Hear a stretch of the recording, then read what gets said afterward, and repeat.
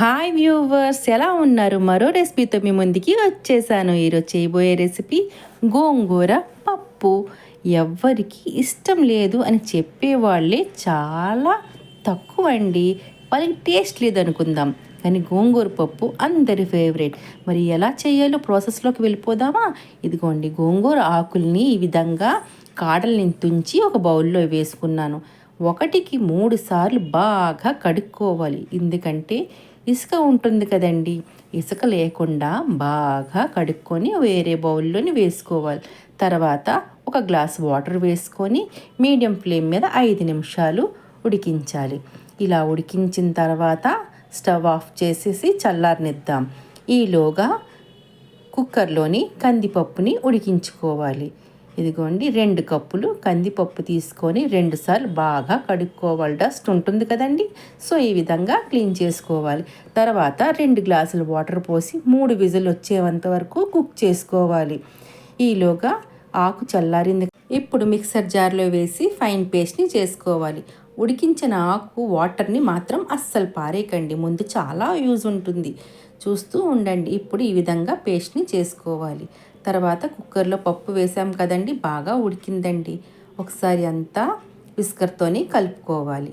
ఇదిగోండి, ఈ విధంగా ఇలా కలుపుకున్న తర్వాత ఉడికించాం కదండి ఆకుని, గోంగూర ఆకుని, ఆ వాటర్ని ఇందులో ఇప్పుడు వేసుకోవాలి.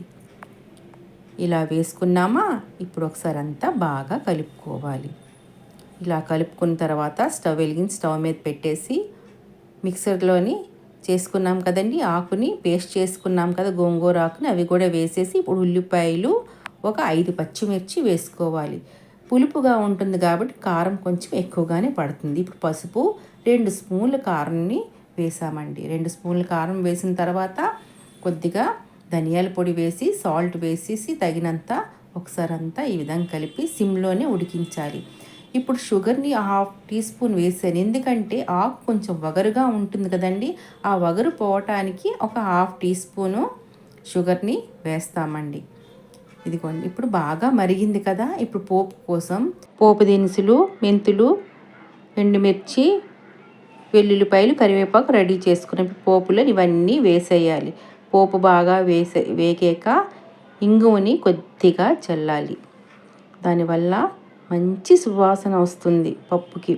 ఈ విధంగా అన్నీ ఫ్రై అయ్యాయి కదండి. ఇప్పుడు ఉడికించిన పప్పుని ఇందులో వేసి తాలింపు పెట్టుకోవడమే.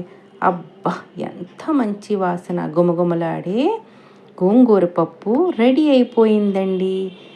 రండి, మరి మీరు కూడా ఆస్వాదించండి. తప్పకుండా ట్రై చేయండి. లైక్ చేయడం మర్చిపోకండి.